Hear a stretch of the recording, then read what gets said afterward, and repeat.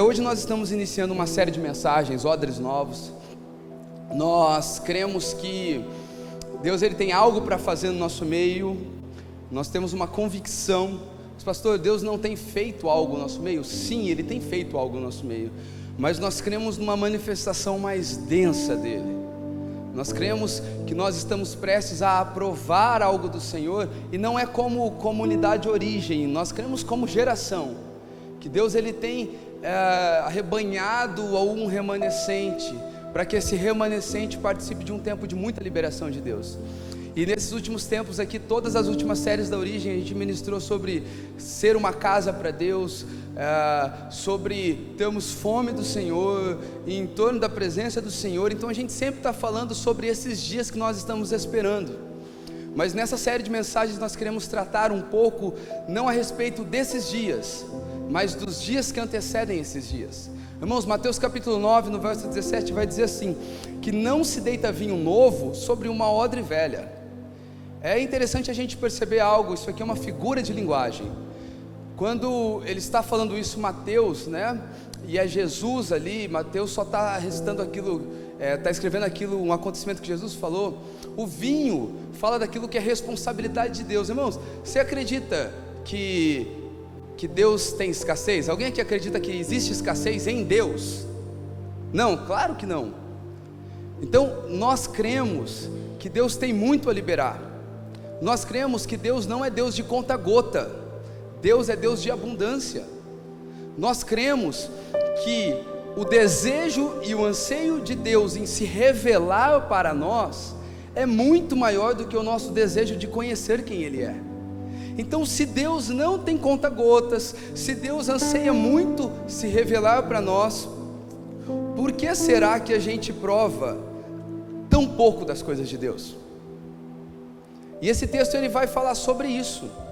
Vinho é aquilo que é da responsabilidade de Deus, mas odre é aquilo que é da nossa alçada, é da nossa responsabilidade. E a Bíblia está dizendo aqui que Deus ele não deita vinho, novidade, sua presença, coisas novas sobre um odre velho. E não é porque Deus ele tem preconceito de odre velho, mas a Bíblia vai seguir dizendo para nós que é porque esse vinho novo deita sobre odre velho, vai haver desperdício, porque vai perder o vinho, porque o odre velho ele vai se rachar, ele vai se rasgar. Então nesses dias nós queremos tratar um pouco sobre como nós devemos nos preparar para esses dias, como nós devemos ter um coração de quem espera, mas não espera de uma maneira passiva, espera de uma maneira ativa, espera com confiança, espera com fé, espera com certeza, coloca a fé em prática. E para isso eu quero começar hoje falando sobre, para mim, um dos temas mais importantes quando nós falamos de preparação. Abra comigo em Mateus capítulo 7. Eu quero falar hoje um pouco sobre as provações. Enquanto você vai abrindo, vai me ouvindo. Mateus capítulo 7. Talvez a pessoa menos inteligente de nós, se a gente colocasse, Deus ele colocasse diante de você, ele colocasse assim, ó, você pode escolher paz, você pode escolher alegria, você pode escolher manifestação de Deus, e você pode escolher provação. Talvez o menos inteligente de nós não iria escolher provação, porque provação é algo que ninguém de nós quer passar. A gente olhar para o irmão e falar assim, irmão, profetizo para você um ano de provação. Você vai falar, ô profeta do Satanás, um ano de provação para a minha vida, vai para a sua, receba em dobro e sai de mim essa provação. Se arrumar uma briga com um dos seus irmãos. Mateus 7, a partir do verso 24, diz assim: todo aquele, pois, que ouve essas minhas palavras e as pratica, será comparado a um homem prudente que construiu a sua casa sobre a rocha. Caiu a chuva, transbordaram os rios, sopraram os ventos e bateram com força contra aquela casa, e ela não desabou, porque ela tinha sido construída sobre a rocha. E todo aquele que ouve essas minhas palavras e não as pratica será comparado a um homem insensato que construiu a sua casa sobre a areia. Caiu a chuva, transbordaram os rios, sopraram os ventos e bateram com força contra aquela casa, e ela desabou, sendo grande a sua ruína. Vamos ver isso na perspectiva de Lucas. Lucas capítulo 6. Você está em Mateus, você vai passar por Marcos, e aí você vai chegar em Lucas. Lucas capítulo 6, a partir do verso 46. Diz assim, Lucas 6, 46. Por que vocês me chamam Senhor, Senhor, e não fazem o que eu mando? Eu vou mostrar a vocês quem é semelhante, a quem é semelhante todo aquele que vem a mim, ouve as minhas palavras e as pratica. Esse é semelhante a um homem que, ao construir uma casa, cavou, abriu profunda vala e lançou o alicerce sobre a rocha. Quando veio a enchente, as águas bateram contra aquela casa e não puderam abalar, por ter sido bem construída. Mas o que ouve e não pratica é semelhante a um homem que construiu uma casa sobre a terra, sem alicerce. E quando as águas bateram contra ela, logo desabou, e aconteceu que foi grande a ruína daquela casa. Vamos orar? Jesus, eu quero te agradecer por essa noite, Pai. Eu oro para que o Senhor faça de nós nessa noite sábios construtores, Pai. Que o Senhor nos dê a dádiva de, ao ouvir essa palavra, que ela não fique apenas no campo da intelectualidade, Pai, que não fique apenas no campo da nossa alma, Pai, mas que essa palavra, ela encontre um lugar de profundidade no nosso coração, Pai. Assim como esse homem que, ao ouvir a palavra, ele pratica, ele é semelhante àquele que cava uma vala profunda, Pai. Eu oro para que nessa noite o Senhor nos dê uma graça, Pai, para que a sua palavra se encontre com profundidades do nosso ser, Pai, com profundidades do nosso coração, a fim, Pai, de que essa palavra venha encarnar na nossa vida prática, Jesus. Amém. Queridos, quando foi que Jesus contou essa parábola? Jesus, ele acaba de pregar o Sermão do Monte. John Stott vai dizer que em um dos seus livros, que o Sermão do Monte, ele é a contracultura cristã. É um livro, né, que ele escreveu, a contracultura cristã, é de John Stott. E esse Sermão do Monte é nada mais, nada menos do que a pregação que Jesus resolveu pregar para a humanidade. Pensa comigo uma coisa: se você tivesse a oportunidade de pregar uma mensagem para um grupo de pessoas, pensa você que é CLT, ou mesmo você que tem a sua empresa, e você se organiza, e se você tem sua empresa, eu estou te dando um bom conselho agora. Você se organiza para um dia da semana, você reunir os seus funcionários ali, ou o seu patrão vai reunir os funcionários, ele fica sabendo que você é crente, ele fala: olha, eu gostaria que você compartilhasse uma palavra aqui nesse tempo que nós vamos ter. Algo que seria sábio da sua parte seria começar a se perguntar: qual seria a palavra mais adequada? Qual seria a palavra que iria mais te conectar com aqueles que estavam te ouvindo? E foi isso que aconteceu com Jesus. Esse foi o Sermão do Monte. Jesus, imagina, irmãos, a Bíblia vai dizer que todos os tesouros do conhecimento de Deus estão em Cristo Jesus. Imagina o depósito de conhecimento de Jesus. Imagina o quanto Jesus tem disponível para nos ensinar. Mas quando ele olha ali para a multidão e ele deseja deixar um sermão, esse sermão é o Sermão do Monte. E o que é o Sermão do Monte? Ele vai falar sobre as bem-aventuranças, sobre a importância de ser pobre de espírito, a importância de ser quebrantado, a importância da humildade. Ele vai falar a respeito de esmola, de oração, ele vai falar a respeito de jejum, ele vai falar a respeito do amor aos nossos inimigos, ele vai ressignificar, ele dá um upgrade assim em tudo que tinha na lei. É esse o sermão que Jesus ele resolve pregar para aquele povo. Agora, olha que interessante, o melhor sermão daqueles dias. Porque pensa, nenhum lugar do mundo naquele momento tinha uma palavra de tanta sabedoria senão a palavra de Jesus. Toda aquela multidão estava ouvindo a palavra de Jesus. Agora, o que Jesus termina? Ele termina falando a respeito dessa parábola. E o que é essa parábola? Ele está dizendo assim: olha, não adianta vocês ouvirem o melhor sermão, não adianta vocês serem pessoas que sabem bastante, se vocês não praticam a palavra que vocês sabem. Ele começa dizendo para esse povo que o que vai fazer eles viverem da virtude da informação que eles ouviram é praticar a palavra que eles receberam. E irmãos, uma outra coisa que eu entendo aqui quando Jesus ele está ensinando essa parábola, é que ele está ensinando a respeito do ciclo da vida também. Ele está ensinando para nós que existem tempos que nós vamos construir. Existem tempos da vida que Deus está nos dando a oportunidade de construção, a oportunidade de construir algo, a oportunidade de gastar o nosso tempo. Presta atenção uma coisa, você que tem a sua profissão, você que se formou, quanto tempo você passou estudando? Você teve que construir, você foi usando de alicerces intelectuais, você teve um diploma. Então tudo na vida exige uma construção.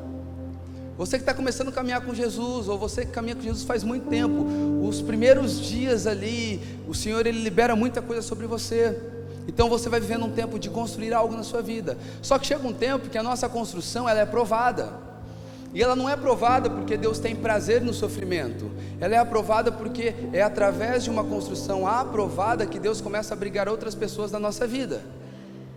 É através de algo que foi provado. Irmãos, ninguém quer ouvir alguém que não passou, ninguém quer ouvir alguém que não tem experiência. Todo mundo quer ouvir uma pessoa que tem uma vivência com a vida. Se você começar a falar um monte de informação, e não apresentar tipos de experiência que você passou com isso, sem dúvida é um sermão que não vai ser muito ouvido. Então é disso que Jesus está falando. Tem um tempo que Ele vai liberar para que a gente construa, mas tem um tempo que a nossa construção ela vai ser provada. Ali a pandemia, eu falei de manhã, a pandemia começou no ano de 2019, é isso? 20, isso. E irmãos, ali para o ano de 2020, a gente tinha acabado de mudar de salão da igreja, trocado de salão, e começou a pandemia, e eu acredito que para todo mundo aqui aquilo foi muito novo. A gente não sabia o que fazia, a gente não sabia, além de tudo a gente tem uma mídia que levanta uma bandeira ideológica, que não dá para confiar muito. Então para todo mundo foi muito estranho ali o período da pandemia. E eu lembro que naqueles dias de pandemia começaram a baixar alguns decretos. E um dos decretos foi que as igrejas tinham que fechar. Vocês lembram desse decreto? Não podia nem sair de casa naquela primeira semana para fazer live. Eu lembro até hoje a mensagem que eu ministrei de casa. Eu coloquei o celular ali na frente e aí eu peguei outro iPhone e gravei o áudio da mensagem enquanto eu falava ali na live, para a gente poder jogar no Spotify. É uma das minhas melhores mensagens, depois você pode procurar lá, chama Bênção da Aprovação, né? A gente gosta de falar de aprovação. E eu lembro que naqueles dias a gente passou pela seguinte situação. Estão comigo, gente? Vamos lá comigo, importante sua atenção. Eu lembro que naqueles dias a gente passou por uma situação muito difícil. Eu sei que a maioria de vocês perderam pessoas que vocês amam. Eu sei também que se você não perdeu alguém que você ama, alguém que você ama perdeu alguém que amava. E naqueles dias foram dias muito tristes para nós. O Jordão foi quando ele perdeu o pai. E aí o Jordão não pôde ir no velório do pai, porque o Jordão também estava muito mal dentro de casa. Eu lembro que a Bela, uma das pastoras da casa, ela é médica. E ela ficou trabalhando durante um período no setor do Covid lá no HB. Então nós não estávamos sendo alimentados da informação que a mídia trazia, mas a gente tinha de fato pessoas que estavam lá dentro e a gente sabia o que estava acontecendo. E diante de tudo aquilo a gente procurando entender em Deus, será que a gente fala, não, eu vou movimentar pela fé, é isso mesmo, se tiver que morrer a gente vai morrer, ou será que o Senhor quer de nós prudência?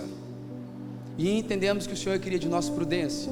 E lembro que naqueles dias começou a ter um movimento de pastores aqui na cidade, e a gente era bem perto ainda desse movimento, e eles começaram numa pressão, porque eles queriam ir lá em frente à prefeitura fazer uma manifestação, e cara, eu fui honesto comigo, com a nossa própria realidade. Nossa comunidade estava muito sensibilizada por tudo que estava acontecendo, e nós decidimos que nós iríamos fechar a igreja. Nós vamos fechar, é decreto, nós iríamos fechar. Lembro que teve um pastor que falou para mim, vocês não têm conta para pagar? E eu sei que naqueles dias teve igrejas que fecharam, teve pastores que passaram falta na sua casa. Só que foram dias, irmãos, aonde eu creio que a nossa casa foi provada. E para você que está na origem desde o começo, você sabe que a gente sempre ensinou aqui dentro a respeito de um sacerdócio pessoal, ou seja, a respeito de você ter uma vida com Deus que não é apoiada no outro, que você consegue se conectar com Deus sozinho, você mesmo. É claro que nós amamos a igreja. Um sinal de maturidade espiritual é que a gente ama estar no meio dos irmãos. É óbvio isso, é claro isso. Mas a gente sempre ensinou aqui a respeito de um sacerdócio pessoal. A gente sempre ensinou aqui dentro que igreja não são essas paredes. Igreja somos nós na comunhão do Espírito Santo com Jesus Cristo.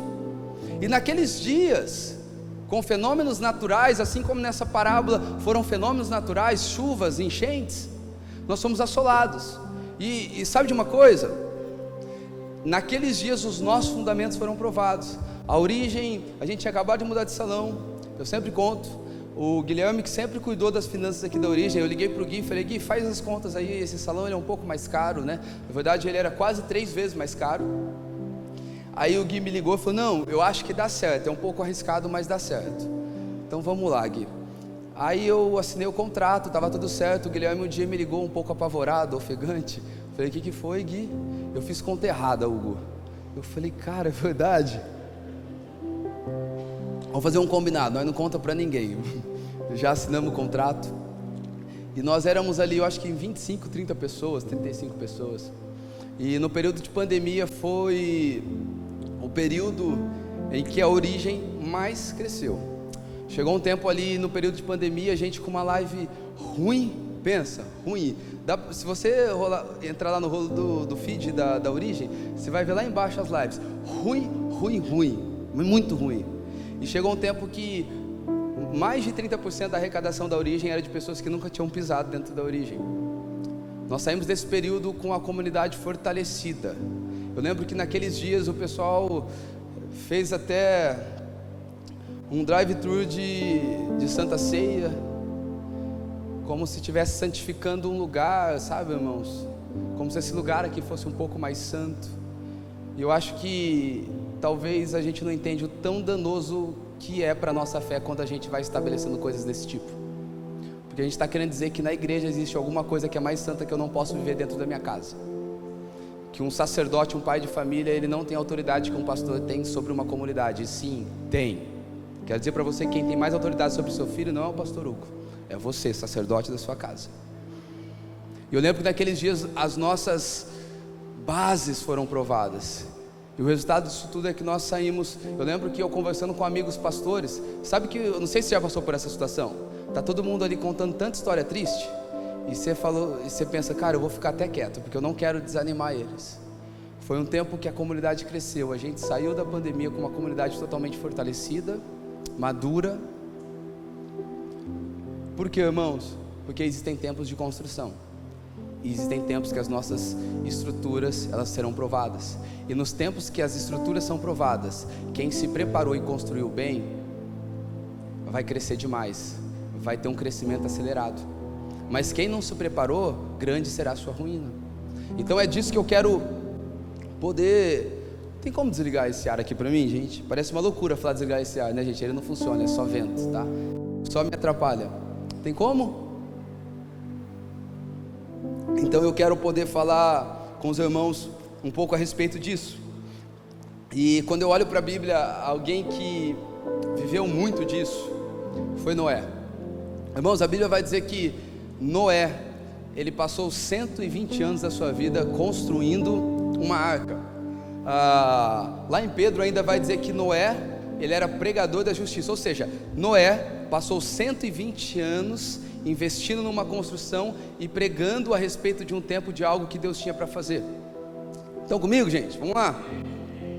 Eu fico imaginando naqueles dias qual foi o custo para Noé. Irmãos, quando a gente vai ver que ele passou 120, quando Deus vê que a humanidade ela começa a pecar muito, que o desígnio do seu coração é totalmente mau, sabe quantos anos que ele dá para a humanidade? Quem sabe falar? 120. Noé passou uma vida construindo algo, porque ele creu que uma palavra que Deus liberou iria acontecer. E no pior dia para a humanidade, ali em Gênesis 6, nos dias de Noé, foi o melhor dia para a família de Noé, porque Noé era o único que tinha se preparado para aqueles dias. Então eu quero te convidar para isso, irmãos. Sabe por quê? Muitas vezes a gente vai entrando numa loucura de viver só para o nosso próprio prazer. A gente vive uma vida que a gente não corre atrás de construir nada. E quando você não corre atrás de construir nada, você se torna refém daquilo que a vida vai te proporcionando. Sabe, nós temos nós temos algo que eu acho que é até inerente à nossa humanidade, que a gente quer tudo pro hoje e pro agora. E quem quer aquilo que é pro hoje e pro agora não vai conseguir ter um futuro da maneira que você espera. Então a gente gosta de miojo, a gente gosta de tudo que é rápido. Não, miojo não, né? Pegou bastante. A gente gostava de miojo quando era mais novo, né? Em Mateus no capítulo 24, no verso 37, falando desses dias, vai dizer assim, ó: pois, assim como foi nos dias de Noé, assim será também a vinda do Filho do Homem. O que isso fala para nós, irmãos? Isso fala de uma estrutura que está mais ligada a suportar abalos e desastres do que a avançar. Qual foi a construção de Noé? A construção de Noé foi uma arca, foi um barco. Quando Deus dá todas as diretrizes para Noé de como ele deveria construir aquela arca, nós não vamos ver duas coisas nessa arca. Essa arca não tinha leme e essa arca não tinha motor. E aqui Mateus, no sermão aqui no capítulo 24, no sermão escatológico, Jesus falando, ele vai dizer que os últimos dias seriam dias parecidos como os dias de Noé. E quais são os dias de Noé? São dias onde nós precisamos construir uma estrutura que suporta, que resiste a abalos. Não tinha leme, não tinha motor. Sabe o que se ensina para nós? Irmãos, muitas vezes nós estamos tão ligados. Leme fala de direção, motor fala de velocidade.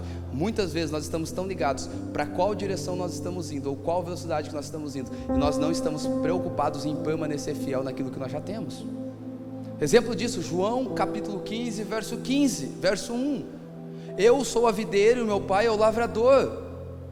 Aí ele começa dizendo: olha, todo ramo que estiver em mim, esse vai frutificar, aquele que não tiver, ele vai ser podado. Aí ele começa dizendo: então permaneçam em mim. Eu quero dizer uma coisa para você: você não tem a obrigação de frutificar, mas você tem a obrigação e o mandamento de permanecer em Jesus. E quem permanece em Jesus, consequentemente frutifica. Então os dias que nós estamos vivendo são dias que nós precisamos suportar abalos. E eu não estou dizendo para você que direção não é importante. Claro que direção é importante, mas eu quero dizer para você que direção é menos importante do que permanecer no Senhor, permanecer no básico, permanecer no elementar. Agora, sabe o que é interessante? É que a Bíblia vai dizer que aquele vento, ele bateu contra aquela casa. O que isso significa? É como se Deus liberasse fenômenos naturais especificamente para aquela casa, para que aquela casa fosse provada. Sabe o que eu aprendo? É que sim, Deus é intencional em proporcionar para nós dias difíceis, onde Ele quer aprovar a nossa fé. Irmãos, a gente tem uma mania. É coisa ruim? Foi o capiroto. É coisa boa? Foi o Senhor Jesus. Irmãos, Deus, grava isso no seu coração, Deus não tem compromisso com a nossa zona de conforto. Não. Você mesmo, que é um profissional que anseia crescer, você na sua área profissional, você não tem compromisso com a sua zona de conforto. Sim ou não? Deus também não tem compromisso com a nossa zona de conforto. E por que não? Porque a nossa zona de conforto não promove o gerar de Cristo dentro de nós, irmãos. Em zona de conforto ninguém se torna mais parecido com o varão da medida perfeita, Jesus Cristo, o homem, o judeu perfeito. Então sim, Deus promove para nós tempos difíceis. Deus promove para nós tempos de guerra. Deus promove para nós tempos de desconforto. Senão a gente vai entrar numa mentalidade: se tudo está bem na minha vida, é porque eu estou bem com o Senhor. Uau, mas você é bom mesmo, né? Com a sua bondade você comprou bênçãos do Senhor. E na hora que você estiver mal? Irmãos, o mal a gente já merece, o bem é graça. Eu quero contar uma história para você, talvez um pouco engraçada, e que eu tenho certeza que também vai resgatar em você um pouco de nostalgia. Tem um australiano, Joseph Jacob. Eu brinquei hoje, eu pronunciei certo, né? Tá legal. Falei, gente, eu vou falar inglês ainda, essa língua travada aqui vai sair. O Nicolas estava até brincando. Vocês já assistiram aquele vídeo das duas menininhas? A gente vai falar inglês agora, ora por mim. Aí ela, falou. É um australiano esse rapaz. Ele escreveu uma história que popularizou demais o nosso meio, que é a história dos 3 porquinhos, gente. Vocês lembram da história dos 3 porquinhos? Diz que tinha a mãe, que era uma porca velha, né? E eu sei que parece pejorativo falar de uma porca velha, mas é uma porquinha, mais carinho, era uma porquinha velhinha, né? Oi? Uma porquinha experimentada, chique. E aí diz que ela já estava cansada um pouco dos seus filhos, porque os filhos já ficando grandes, morando na casa dela ainda. Vai recebendo aí, irmãos. Os filhos ficando grandes, morando na casa dela ainda, não ajudava, ela cozinhava, lavava roupa, os filhos não iam trabalhar para ajudar em casa. Irmãos, assim, com todo respeito, não tem problema se morar com a sua mãe. O problema é você morar com a sua mãe e viver como se você tivesse 13 anos o resto da vida, entendeu? Aí é um problema. Tá tudo bem, tá tudo bem. Não entre em pânico agora, só vai trabalhar, honrar seus pais. E disse que ela já estava um pouco cansada, então ela pega ali uma quantia de dinheiro e ela dá para os seus 3 filhos, né? O mais novo Cícero, do meio Hélio, o mais velho Prático, e fala: vamos construir uma casa para vocês, já não dá mais para vocês ficar aqui em casa, vão viver a vida, vão crescer, vão sofrer, né? Vão sofrer um pouco, sofrimento é bom. E diz que o primeiro filho ali, o Cícero, ele vê um homem vendendo palha, e o porquinho Cícero, então ele vai e constrói uma casa de palha. Prático, mais velho, chega nele e fala: Cícero, diz que tem um lobo rondando aqui as redondezas, você vai construir uma casa de um material tão frágil? Ele falou: sim, é mais rápido, não quero gastar tempo com isso, quero brincar, quero aproveitar a minha vida. Aí o do meio fala: não, eu vou construir um pouco melhor que a do Cícero, mas também não vou construir no modelo ideal. Sabe, irmãos, quando você está no meio de gente que o nível é baixo, ninguém sabe disso, né? Você fala: não, eu vou construir um pouquinho melhor que o nível, mas não vou ser tão excelente quanto Deus tem colocado no meu coração. Eu vou ser bom o suficiente para vender, sabe? Vocês conhecem essas coisas, né? Vendedor sabe disso aí. E aí agora ele vai e constrói uma casa de madeira. E aí o irmão mais velho, então ele vai, ele compra cimento, ele compra tijolo e ele constrói uma casa com construção sólida. E aí vem o lobo mau, né, gente? Ninguém gosta de lobo mau, né? E vem o lobo mau. Vamos falar só o lobo, né? O lobo mau fica muito infantil. E o lobo vem sobre aquela primeira casa de palha. Você conhece a história, ele assopra, aquela casa cai. Aí o irmãozinho mais novo, ele pensa assim: o que eu vou fazer agora? Aí ele pensa: será que eu vou para a casa do Prático? Aí sabe quando você dá aquela mancada na vida, que alguém te orientou muito a não tomar aquela direção? Já viveu isso? Aí na hora que a coisa dá errada, você não quer ir na casa de quem falou, né? Você vai procurar quem está quase junto ali contigo, né? Que você não quer ouvir: eu te avisei, eu te falei. Aí ele não vai para casa mais que tinha uma construção sólida, ele vai para a casa de Hélio. Aí vem o lobo mau também, ele toma mais fôlego, ele assopra sobre aquela casa, e na hora que ele assopra sobre aquela casa também cai. Ambos saem correndo e eles vão agora para a casa do porquinho Prático. Irmãos, é uma história boba, é uma história bem infantil, mas a grande verdade é que isso reflete muito a nossa vida. Quantos de nós, a gente quer viver a nossa vida de qualquer jeito, a gente não quer construir? Quer um exemplo? Isso aqui é estatística, não é uma regra, mas pensa nos seus amigos que fizeram uma faculdade. Eu não estou nesse grupo, tá bom? Eu não estou nesse grupo. Pensa nos seus amigos que fizeram uma faculdade logo que fizeram seus 18 anos. Pensa nos que não fizeram. Como é que está a vida de ambos agora? Dá uma diferença, sim ou não? Ixi.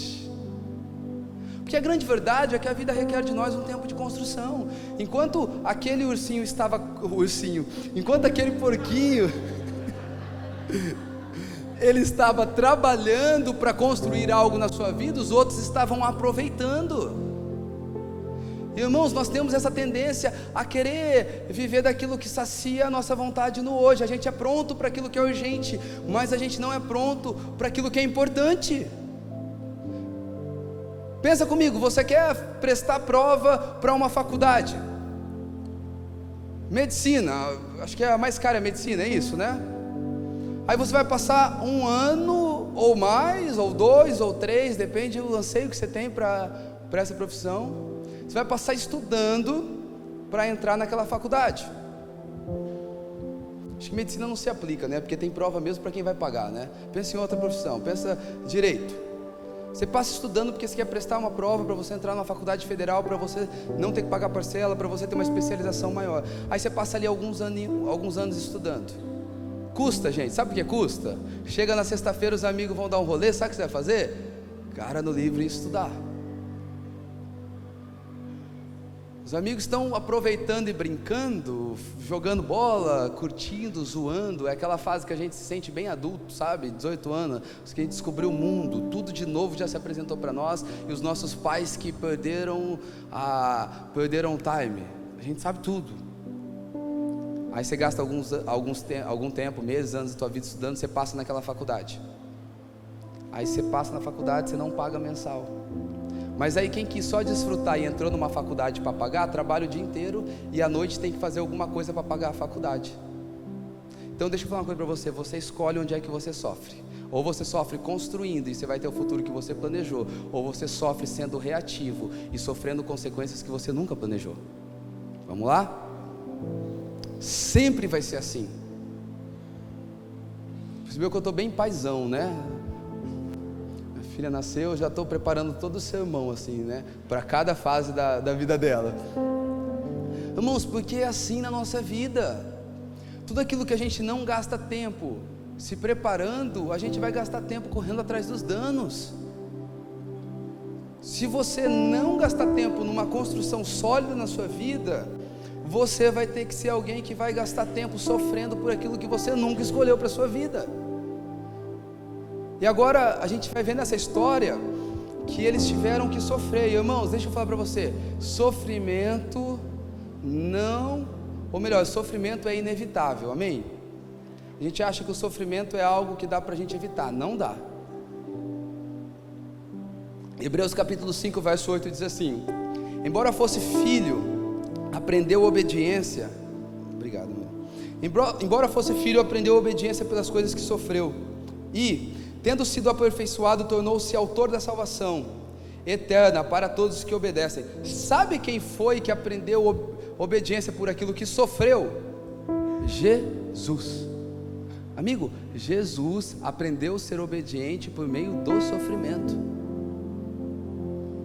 O próprio Jesus vai dizer assim: olha, se vocês me amam, então me obedeçam. Ou seja, a prova de amor é obediência. E ele está dizendo que a prova daquilo que é mais importante para Deus, ela vem por meio do sofrimento.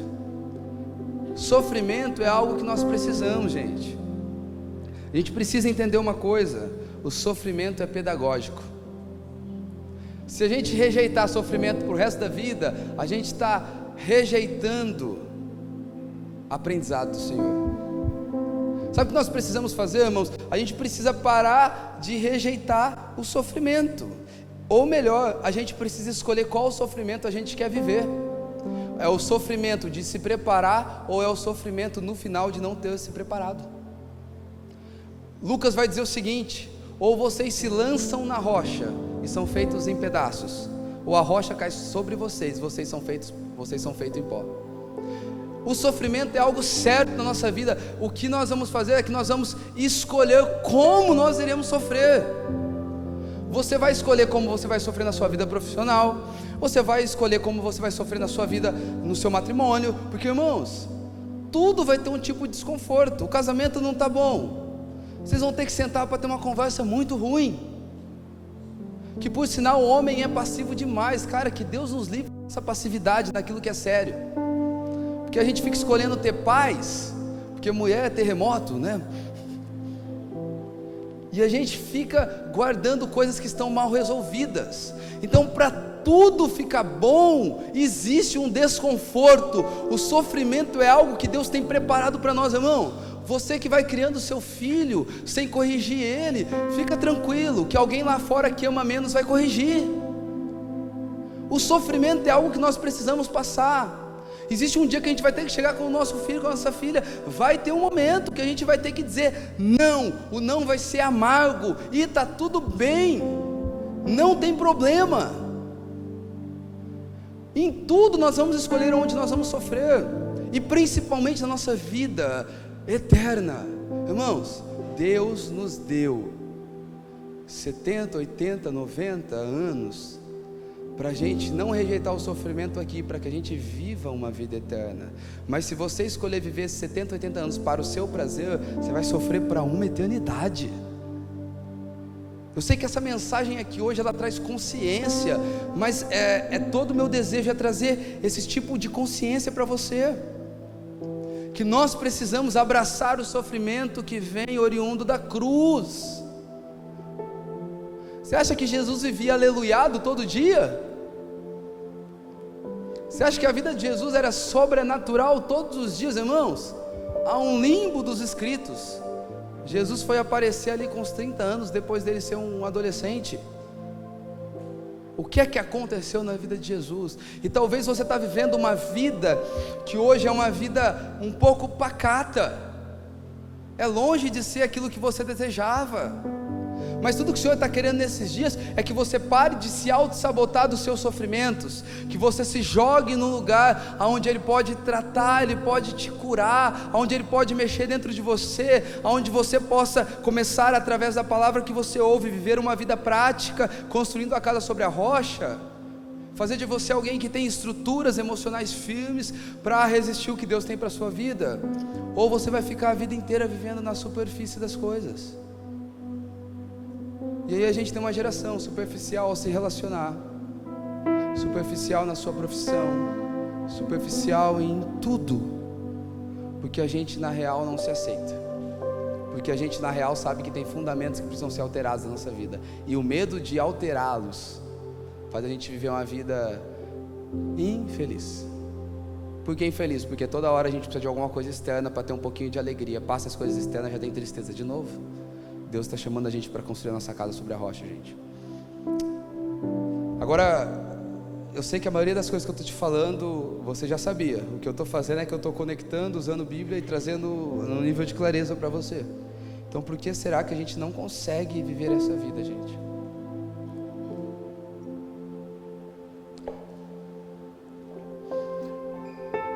Por que será que aquela multidão, ao ouvir o sermão do monte de Jesus, não teve a sua vida transformada? Tem uma parábola que eu gosto muito, de Mateus, no capítulo 13, do verso 3 ao 9, é a parábola do semeador, que vai dizer: certo homem, certa vez, saiu para semear, e vai falar sobre 4 terrenos que ele semeou. O primeiro terreno que ele semeou foi à beira do caminho. O segundo terreno que ele semeou foi sobre um terreno pedregoso. O terceiro terreno foi sobre um terreno cheio de espinhos. E o quarto terreno então foi um terreno bom. E aí mais para baixo, no capítulo 18, do verso 23 em diante, vai começar a explicar essa parábola. Vai começar dizendo que o terreno que foi à beira do caminho fala de pessoas que elas não têm muita fé para receber a palavra. Fala de pessoas que elas são muito interessadas em ouvir, mas nada interessadas em praticar aquilo que elas ouvem. É como se elas tivessem uma blindagem no seu coração. Elas ouvem bastante, elas até conseguem pensar que fulano de tal tinha que estar no culto hoje, mas elas não conseguem receber a mensagem, uma mensagem de confronto. Irmãos, é semelhante o que vai dizer lá dos dias de João. Vai dizer: ó, veio João falando de luto, vocês fizeram festa. Agora veio Jesus bebendo com seus amigos, vocês estão fazendo música de luto. Gente, vocês não conseguem entender as estações. Eu já vi mensagens que eu preguei aqui, gente, que era mensagem, se fosse eu ouvindo aquela mensagem, eu ia sair daqui no chão.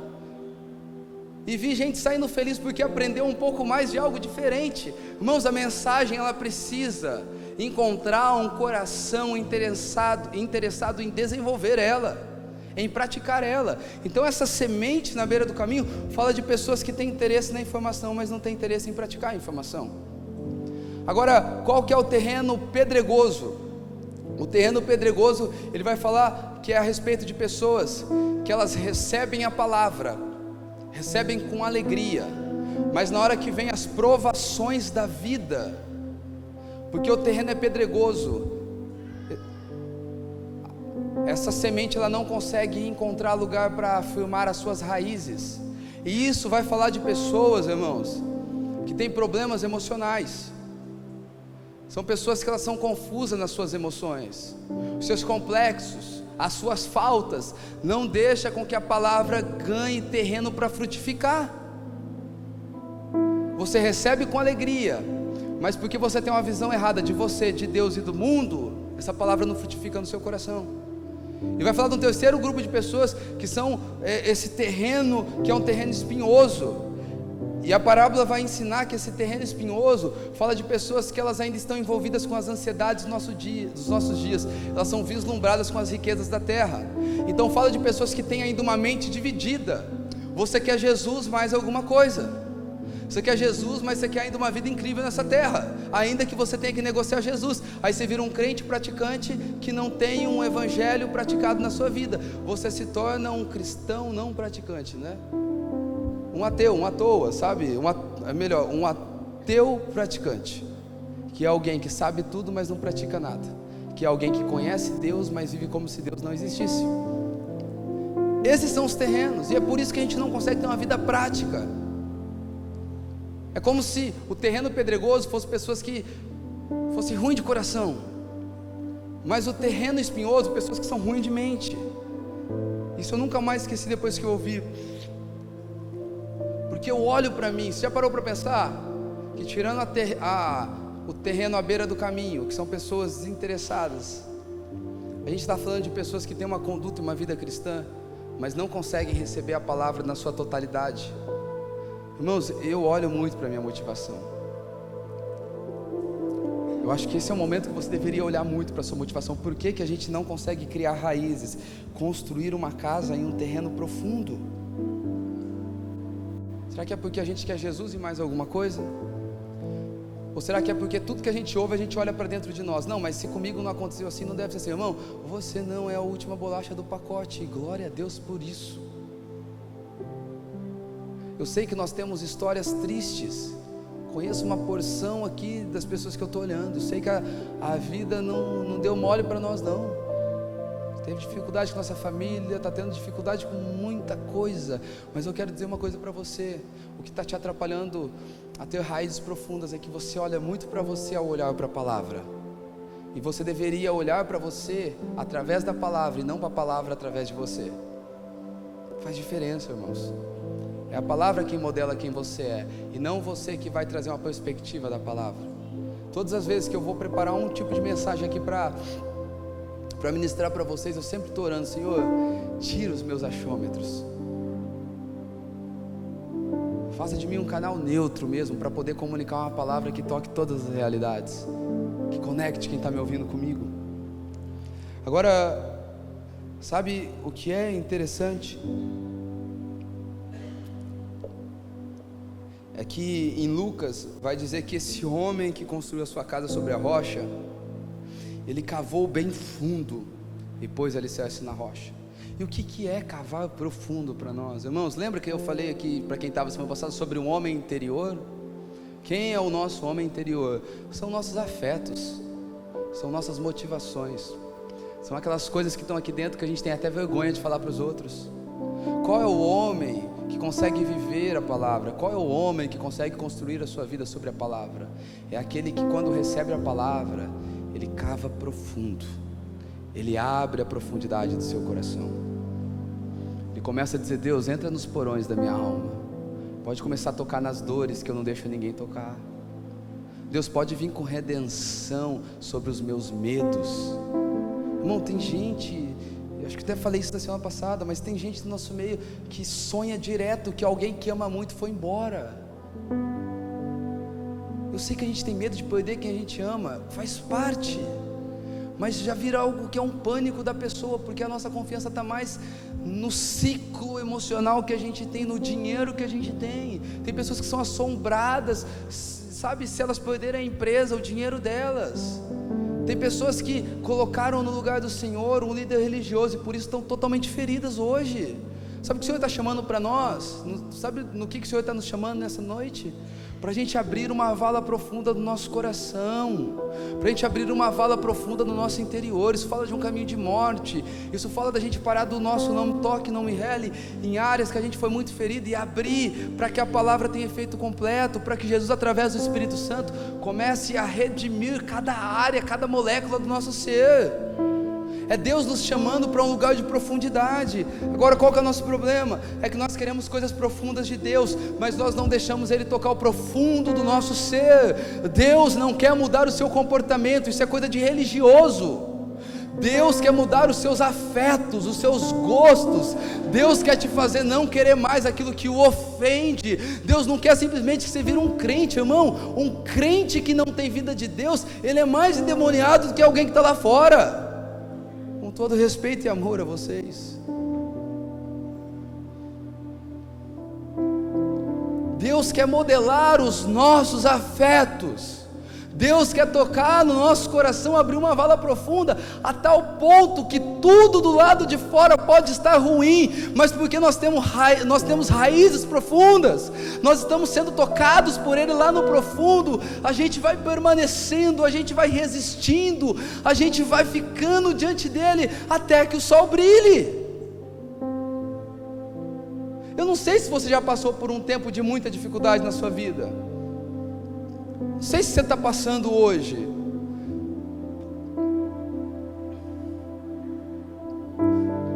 Um tempo onde parece que nada dá certo para você. Irmãos, pensa numa árvore. Contemple uma árvore nesse momento. Quando está no verão, na primavera, essa árvore ela recebe bastante nutrientes, ela tem os raios solares, ela tem chuva. Mas pensa naqueles países onde tem neve, né? O Brasil podia ter neve, né, gente? Tem alguns lugares no Brasil, né? E eu tenho certeza que se eu for visitar, mesmo na data que der neve, não vai ter neve lá. Eu tenho essa certeza. Mas pensa nesses países onde no inverno não tem raios solares, onde no inverno não tem aquela chuva. Do que essa árvore depende? Ela depende da profundidade das suas raízes para ela continuar sobrevivendo. E talvez hoje é a estação que você está passando. Agora, como que você vai se alimentar das profundidades da sua raiz se Deus não toca a profundidade do seu ser? Ou se você não tem acessado lugares profundos do Senhor? Irmãos, eu já passei por fases que eu achei que eu não ia superar. Fases emocionais, fases que eu tentava procurar algum tipo de alegria do lado de fora e não tinha. Já passou por isso? Você pensar assim: o que restaurante eu poderia ir para me sentir um pouco mais feliz? Aí eu não tinha vontade. Que ciclo de amizade, ou qual amigo que eu poderia convidar para vir em casa que eu ia ficar um pouquinho melhor? Aí eu não conseguia pensar em ninguém. Que viagem que eu poderia fazer para de alguma maneira amenizar? E eu pensava, eu não queria estar em lugar nenhum. Isso prova que eu estava vivendo o inverno. Mas sabe de uma coisa? Em todos esses dias, conversando com uma amiga essa semana, eu falei um pouco disso para ele. Em todos esses dias eu sentia que tinha uma vida de Deus ali no profundo do meu ser, que me ansiava, sabe, que clamava dentro de mim como um anseio para que eu permanecesse. Eu sentia Deus cruzando o meu caminho, sabe? Talvez tem gente aqui nessa noite que está dizendo: Deus, é a última chance, a última vez que eu entro na igreja, é a última vez que eu vou sentar para conversar com a minha esposa, é a última vez que eu vou tentar com esse fornecedor, é a última vez que eu vou tentar falar com o dono do salão para ele me dar mais 3 meses, é a última sessão de terapia que eu vou, porque a vida perdeu o brilho. Irmãos, quantas vezes nós falamos para Deus foi a última vez, mas porque nós tínhamos raízes arraigadas nele, a gente continua andando. Primeira coisa que eu quero te falar, cara, parabéns por ter chegado até aqui. Isso prova que ainda há uma insistência de Deus a respeito de você. Mas isso é muito bom, gente. Ainda bem que Deus nos trouxe até aqui. Agora, sabe qual que é o problema de quem não deixa Deus tocar a profundidade do seu coração?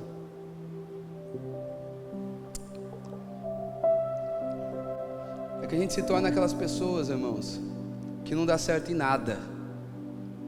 A gente já passou por 15 empregos, a gente namorou 50 pessoas, e era todos empregos que era ruim, entendeu? Deus, ele enviou todos os enviados de Satanás, em todos os empregos, todo patrão era capiroto, e todas as namoradas eram tudo Jezabel.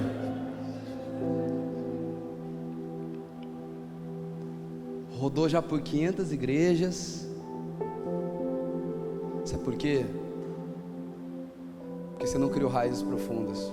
E quando você não cria raízes profundas, você entra num ciclo de você vive um pouquinho bem, daqui a pouco vem o inimigo, assim como na parábola do semeador, e rouba a semente.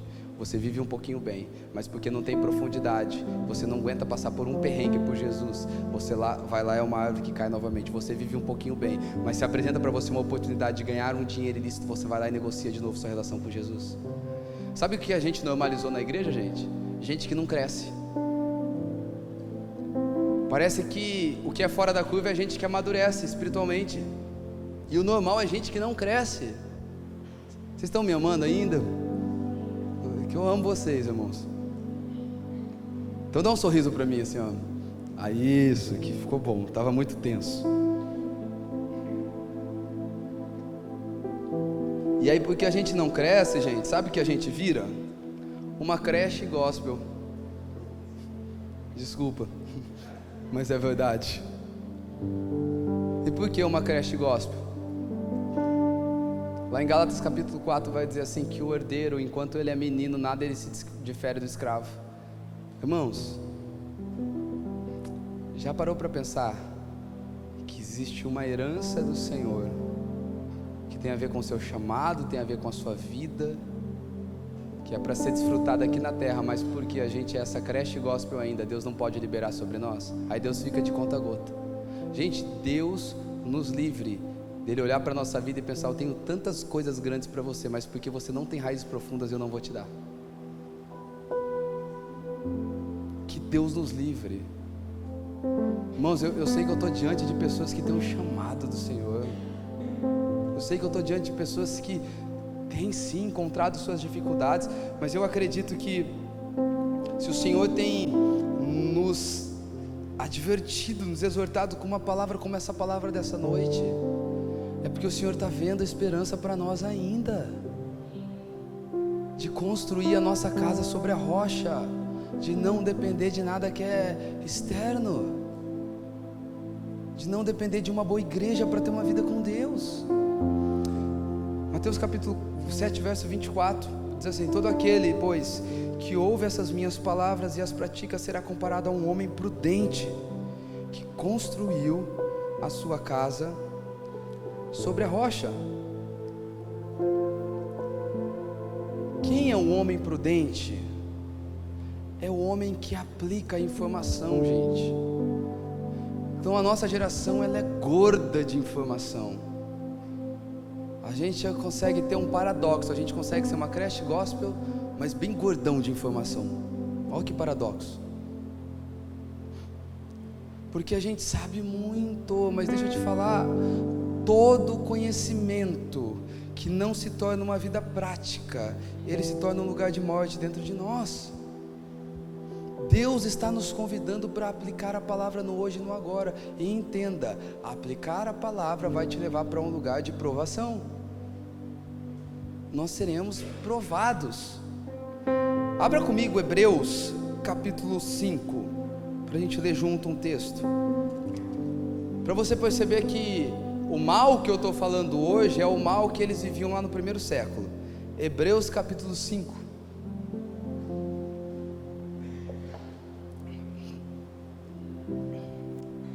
A partir do verso 11. Hebreus 5:11. Olha o que o autor aos Hebreus vai dizer. A esse respeito, temos muitas coisas a dizer, coisas difíceis de explicar, porque vocês ficaram com preguiça de ouvir.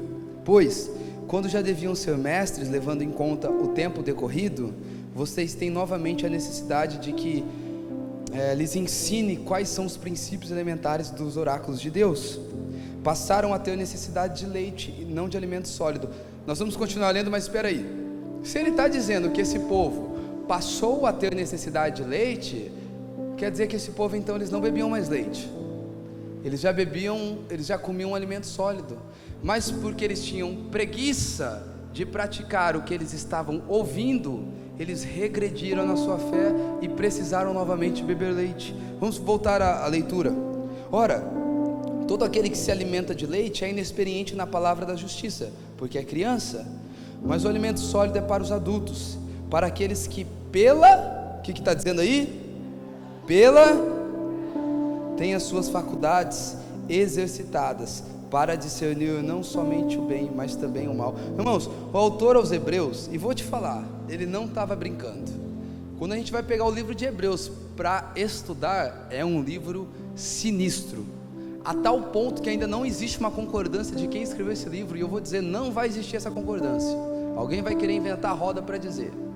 Sinistro, ele traz muitos oráculos de Deus, e ele está dizendo, olha, eu tenho muito mais coisa para falar, muito, mas porque vocês são preguiçosos, e não é vocês não, amém gente? É os Hebreus, porque vocês querem que eu leia a Bíblia para vocês, não é vocês, é os Hebreus, porque vocês querem que eu ore para vocês, porque vocês querem que eu jejue para vocês, eu vou ter que parar de dar comida sólida e vou ter que começar a dar leite para vocês. E por quê? Porque vocês entraram numa preguiça, porque vocês não estão praticando, porque vocês não estão executando e desenvolvendo as faculdades de vocês. Irmãos, Deus nos livre, Ele nos privar dos seus tesouros, porque somos preguiçosos ao praticar a sua palavra. Eu creio que Deus tem coisas para liberar sobre nós, irmãos. Olha para as pessoas que Deus arrebanhou nessa comunidade. Cara, você é eu tiro o chapéu para você. Você vem todo domingo aqui ouvir exortação, apanhar e volta. Eu tiro o chapéu de verdade para você. Você quer mudança, eu tenho certeza. Se a gente fosse fazer campanha aqui, era 7 dias de como perder a nossa vida, e você continua vindo aqui. Eu sei que você quer algo do Senhor, mas nós não podemos olhar para o nosso meio e achar que porque a gente faz parte de uma comunidade que está querendo algo do Senhor, que nós fazemos parte do combo. Nós precisamos construir, gente. Nós precisamos exercitar as nossas faculdades mentais. Nós precisamos praticar a palavra que está sendo entregue para nós. E eu sei que cada um aqui está num estágio com Deus. Cara, tem gente aqui que está no estágio de estar deixando seus vícios. Cara, está tudo bem, você não é menor do que ninguém.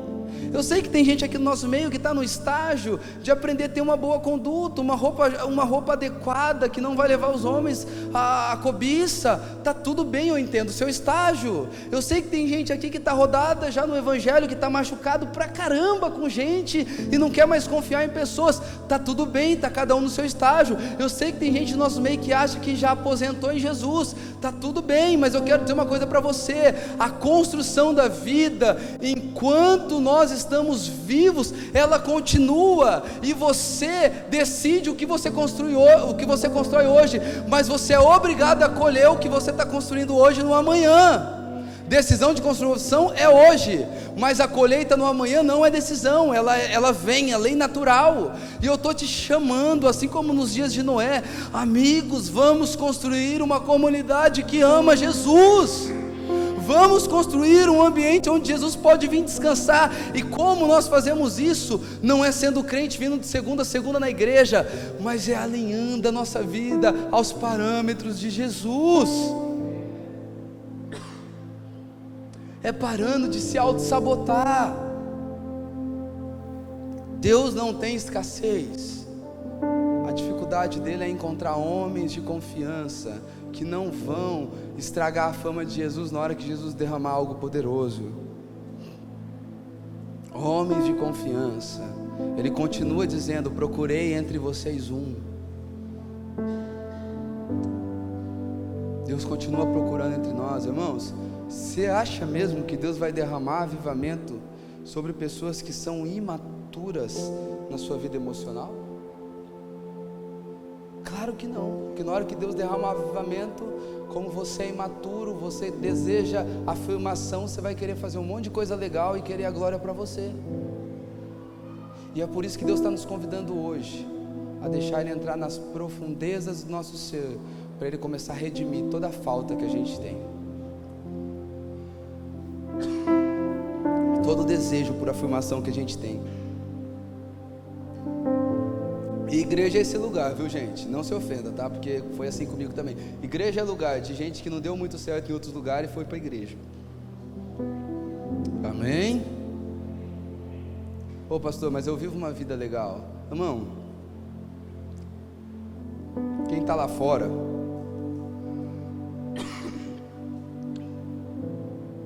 e você sabe disso, quem está lá fora precisa de uma coisa toda hora nova para ter um pouquinho de alegria. Mentira? Deu até tosse, né? Vamos espiritualizar agora. Minha garganta de novo. Mateus no capítulo 7, 25, é o que nós lemos, ainda vai dizer: desceu a chuva, correram os rios e assopraram os ventos.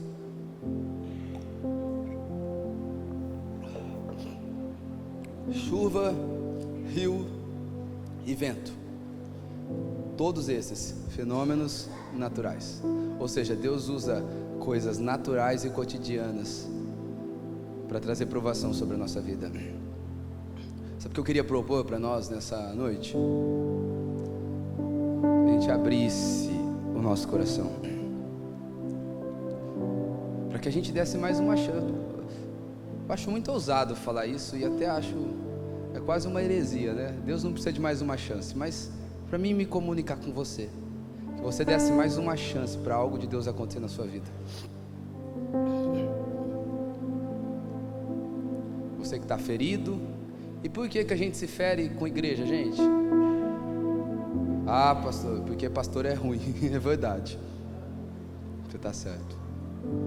Não, a gente se fere porque em algum momento a gente põe num lugar que era só para Deus ter entrado alguma pessoa. Porque, irmão, quando a gente está firme em Jesus, alguma pessoa começou a fazer cagada, tchau, obrigado, tem muita igreja por aí, tá tudo bem.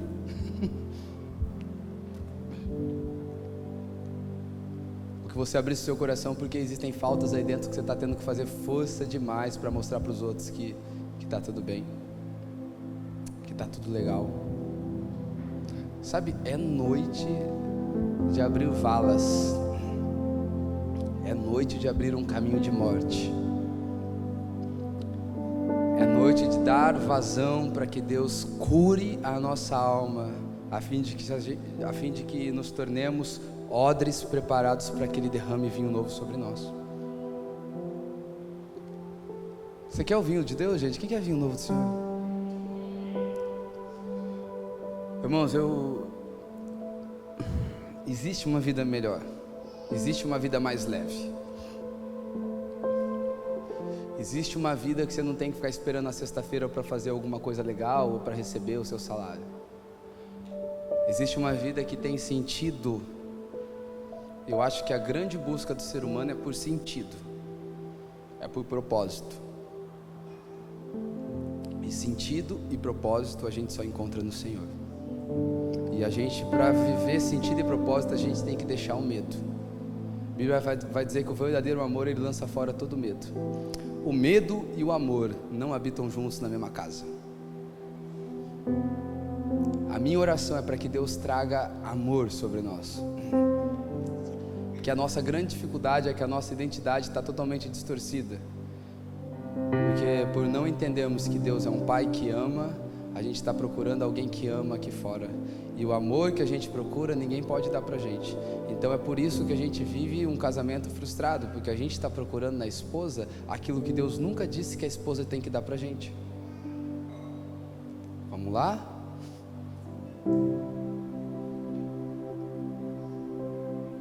Mas se Deus quebrar o vaso e começar a fazer de novo, irmão,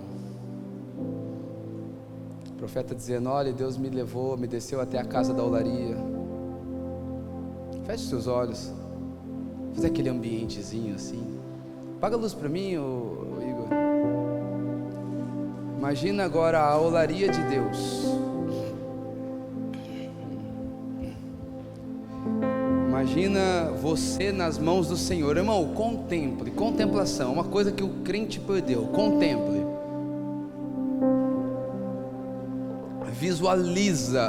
Visualiza o que o profeta visualizou. Ele desce na olaria e ele vê um vaso na mão do oleiro, e o oleiro está moldando aquele vaso. E amigo, para moldar aquele vaso vai ter alguns apertões da mão do oleiro, vai ter alguns desconfortos, e de repente no meio desses desconfortos, assim como a gente quando passa por alguns desconfortos, às vezes a nossa vida dá aquela rachada. Sabe aquela frase, o mal que eu mais temia me sobreveio? E agora o que esse oleiro faz? Ele pega aquele vaso, ele joga no lixo e acabou a vida daquela pessoa. Vou levantar outra pessoa porque aquela pessoa caiu? Não, ele pega aquele vaso, ele faz aquele vaso tornar novamente um barro. E talvez essa seja a sua história hoje nas mãos do Senhor. E Ele começa a tocar nas suas afeições, Ele começa a tocar em você, irmãos. O toque de Jesus, o toque de Jesus. Cantares capítulo 1 vai falar sobre esse toque, sobre o beijo, sobre a experiência. Ele vai dizer: olha, o seu beijo é doce, o seu toque, ele traz prazer. É por isso que os jovens, as jovens te amam. Irmão, jovem vive atrás de prazer. Ele está dizendo, mas o seu toque, ele proporciona mais prazer do que tudo nessa terra. Sabe, eu estou tentando te conduzir num lugar onde o Senhor vai poder te tocar no lugar mais profundo da sua alma. Sabe, cara, qual foi o momento que tudo começou a desandar? Qual foi o momento que tudo começou a parar na sua vida? Qual é o medo que está te paralisando? Qual é a falta que está te paralisando? O que é que está te freando, irmão? O que é que a gente está, deixando bagunçar, e a gente vai sabotando, a gente vai se auto-sabotando, a gente não expõe as nossas mazelas. Irmãos, é noite da gente pôr os nossos medos na mesa de Jesus. Você imagina, na hora que Jesus está com os seus discípulos, e Ele fala assim, alguém vai me trair. Imagina, os discípulos ali estão, quem é que vai trair? Imagina se de repente aqueles discípulos, eles caem chorando e dizem assim: eu tenho potencial para te trair, Jesus, por favor, me ajuda. É trazer na mesa de Jesus as nossas mazelas, é trazer na mesa de Jesus as nossas dificuldades. Irmãos, eu sei que você está cansado de ser alguém que roda, vira, gira, corre atrás da vida, mas você não cresce. Nós precisamos romper com isso. E como nós vamos romper com isso? Não é sendo crente, é deixando Jesus tocar a profundidade do nosso ser, a ponto que Ele vá trazendo redenção para as nossas emoções, redenção para os nossos afetos, redenções para os nossos sonhos, redenções para os nossos medos, redenções para os nossos traumas, redenções para o nosso humor deprimido, redenções para os nossos pânicos. É colocando diante de Jesus todas essas coisas. Queria que você ficasse de pé nesse momento. E você que gostaria de receber uma oração, pastor, é para mim. Irmão, já vou te adiantar, eu numa mensagem dessa eu correria aqui para frente. Eu ia chamar você para vir aqui para frente.